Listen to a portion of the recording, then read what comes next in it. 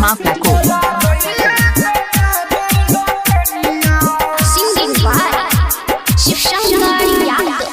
छोरी बन जो तू, छोरी बन जो तू हमारा कनिया, तोरा भैया के जे बौलो कनिया। छोरी बन जो तू, छोरी बन जो तू हमारा कनिया, तोरा भैया के जे बौलो कनिया। इलाका किसी का हो धमाका दिवाकर दीवाना भाई का ही होगा। Presented by Arulia recording studio.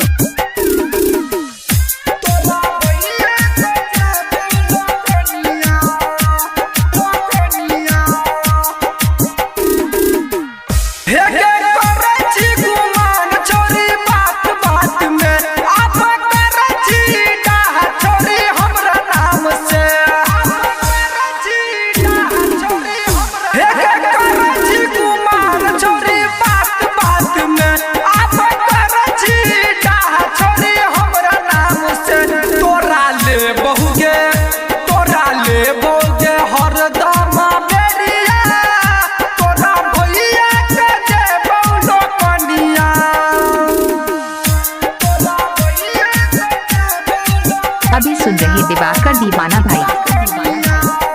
Singing by Shivshankar Yadav.